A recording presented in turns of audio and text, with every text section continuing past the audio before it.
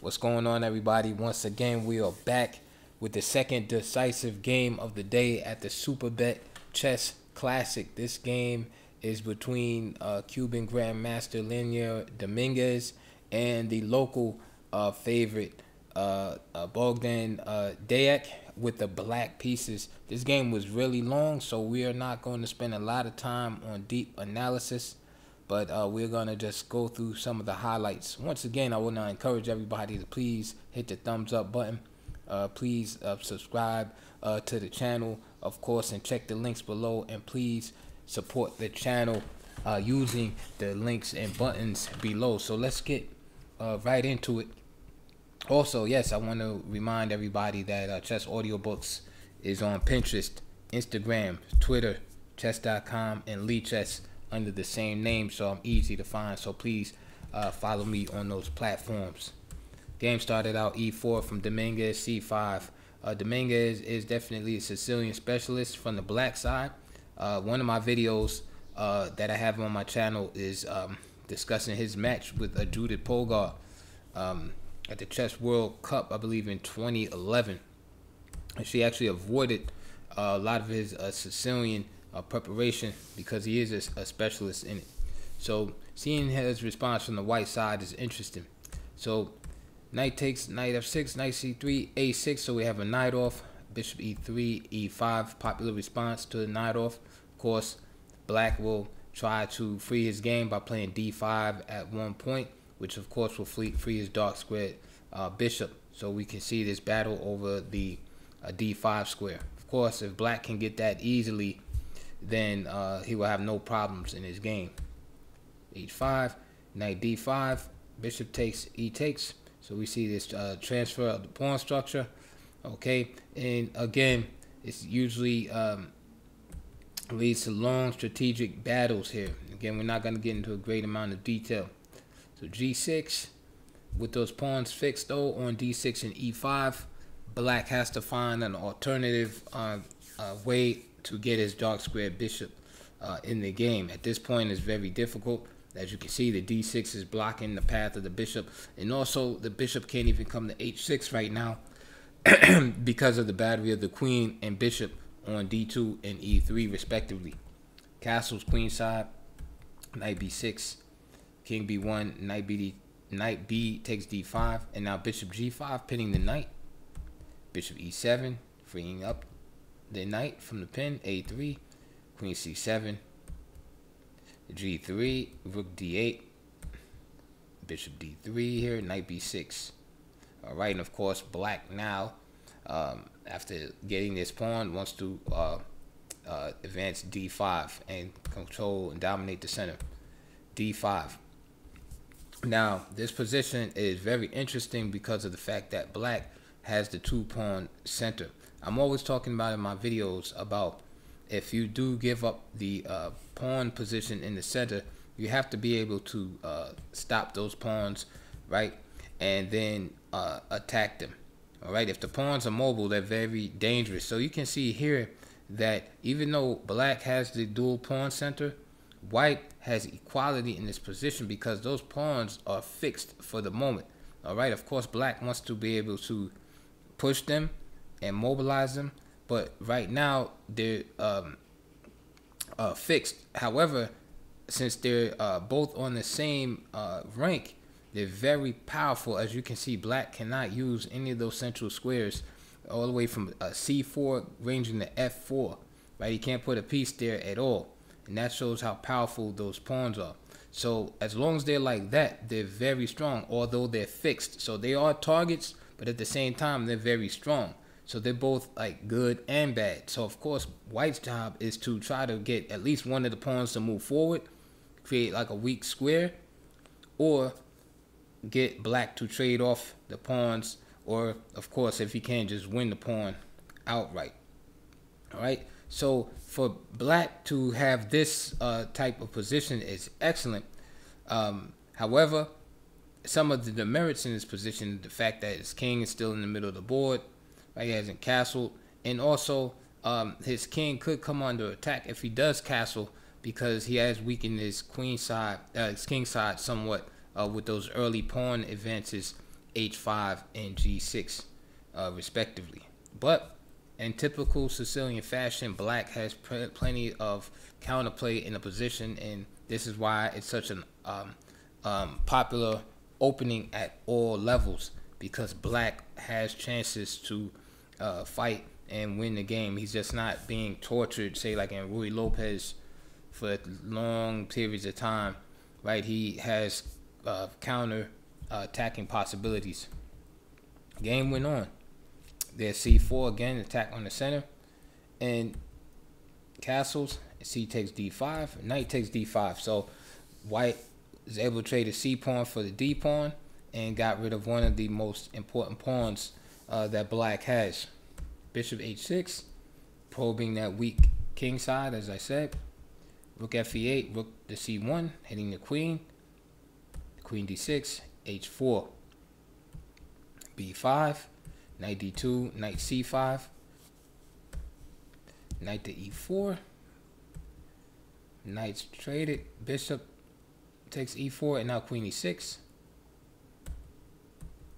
Bishop c2. And here, I think Dominguez went into this line on purpose. I don't think he missed black's tactic, which is bishop takes a3.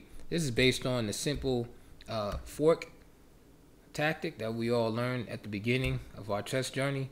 So if b takes a3, knight c3 check. So I don't think Dominguez overlooked this, and you'll see why in a second. The other move, of course, to avoid this is simply just bishop d2, which now guards the c3 square. So let's just make the move b takes a3, bishop takes a3, b takes a3. Now you can see that that move, that fork wouldn't be available.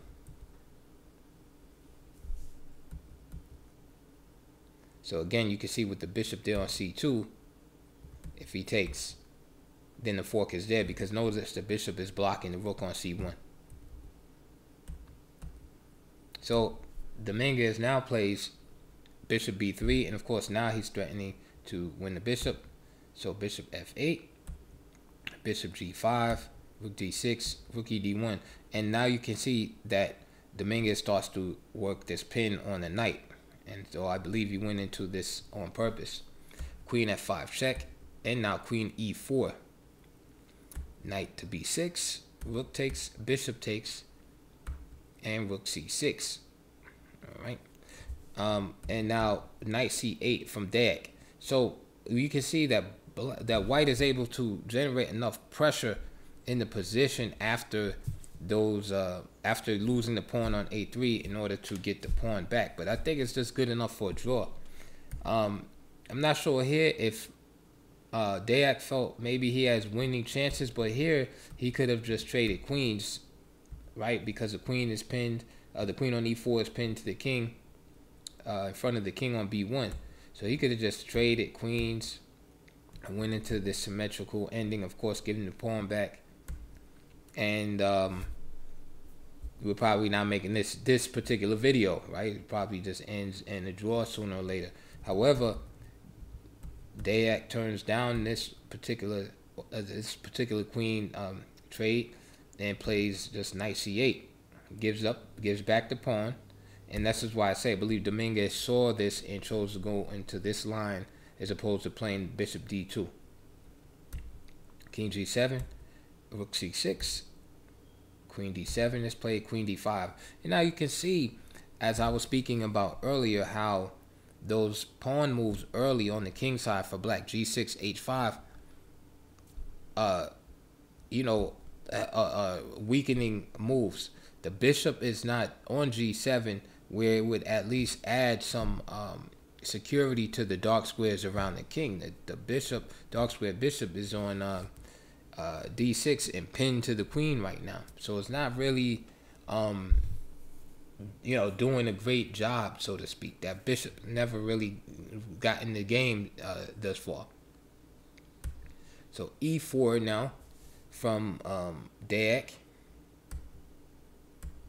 and bishop e3 from Dominguez. If f takes e4, which is a possibility, black can play rook e5 and go into this variation where rook takes d6, rook takes d5, and now bishop f6, king h7, rook d5, and then queen e8, rook d8. And you can see the power of those two bishops. Queen takes e4 check, king a2, queen a8, king b1, queen e4, and you will have a perpetual check because you can see that black is about to get mated. I believe that Dominguez also saw this after f takes e4. Instead, he played bishop e3. So e takes f3, and now bishop d4 check. Again, probing the black king position. And now after f6, queen takes f3, rook f8, queen to d5, queen e7, and now queen e6. Again, Dominguez offering a queen trade for black. And Deac turns the trade down again. Again here, I'm not sure if I would turn the trade down here. But maybe he felt that he had better chances with the white king exposed, maybe as some type of perpetual. Maybe he felt with the bishop here that he wouldn't have a good chance of holding the position. But he chose to keep the queens on the board. All right. Now, after queen e6, if he plays bishop takes g3 and takes this pawn, then we go into ending where black actually would sacrifice a piece for 3 pawns. So bishop c5, queen takes, and now bishop takes e6, rook e8, bishop takes c8, and bishop takes h4. And you can see black has 3 pawns on the king side for the piece.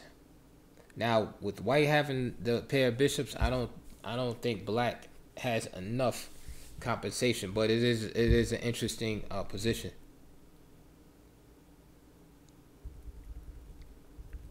In this variation here, because some of you are probably saying, well, why doesn't white play bishop takes f8 check first and then grab the queen? Well, then you go into an ending where you have just 2 pieces, and black has some extra extra pawns, so to compensate for the minor piece. I'm sorry, for the piece exchange. Anyway, back to the game. So the queen e6, queen d8, and now this allows black to give up the exchange for 2 pieces. So now it's just the 2 bishops versus the rook, and this is definitely better for white. Queen d8, queen e6, and now it's Dominguez avoiding the queen exchange now. Of course, he wants to try to create mating threats. Complete domination of the center here. Queen e8, queen b6, queen d7. All right. Idea behind queen b6 here, I know a lot of you might not see it. The idea behind queen b6 is to play the move bishop c5. So let's give white another move. So bishop c5 hitting the rook. The rook, if you can see too, the rook really has nowhere to go. So the rook is out of play, and this creates mating possibilities because the king doesn't have that many squares to go. So queen b7, for instance, king h6, and now bishop e4 with the idea of moves like bishop e3 check, for example. So after queen b6, queen d7 is played, attacking the bishop. Bishop e6, queen d8, again offering another queen trade, and queen a7 check. All right, king h8, king comes to a2, queen d6 now, bishop b3. Another idea is queen d7 going to this ending, and this is good for white too. Two bishops are just too much for that rook, and then this pawn, the b pawn, is gonna queen. So queen d6, but at this point, Dominguez played understandable move, bishop b3. Not sure what type of time pressure they want. Queen c6, and now bishop c3. Queen f3. Bishop e6. And now b4. Idea here is if bishop takes b4, then the rook comes to a8. Just want to mention here too, on queen f3, again, if rook a8 here, the problem is, again, these two bishops. Just bishop takes f6, and that's mate. So black has to give the queen, and then the rook falls. So this is why rook a8 is not playable. So queen f3. Of course, black tries to retain the threat on the board. So queen f3, the queen is still on that diagonal, that h1 to a8 diagonal, hoping for the right opportunity. But bishop e6, b4, and bishop d4. So now you can see the idea behind b4 is to distract the bishop off of that diagonal. So if bishop takes b4, now rook a8. Bishop d4, bishop c4, rook f8, bishop e6, bishop d4, bishop c4. Of course, black will love perpetual at this moment. Queen e7, rook a8 check, bishop a7, queen c6, king b3, excellent move. Rook to c8, queen e6, offering the queen trade and threatening f6 if the queen moves off of the 6th rank. So now it's forcing the queen trades, and now you have this passed b pawn ready to go. And there's nothing that rook can do to stop the two bishops. And Deac resigned, so the local player finally lost the game, but it was a very tough game. And this is to me, even though black lost, this is an advertisement for why players love playing the Sicilian defense as black. So even in the loss, I mean, the loss was like a battle. I mean, white had to find some great moves, you know, strategically to defeat black. Black had awesome position, and it definitely wasn't a one-sided affair. So I'm glad that this player Deac is in the tournament. I never heard of him before, and so far, you know, he's made a good account of himself in the tournament, and I'm looking forward to seeing him in the future, because I'm sure this is going to be a great experience for him. So once again, that is it for this video and for today's games. I'll see you guys on the next video for round 7. Once again, please subscribe, please check the links below, and I'll see you guys on the next video.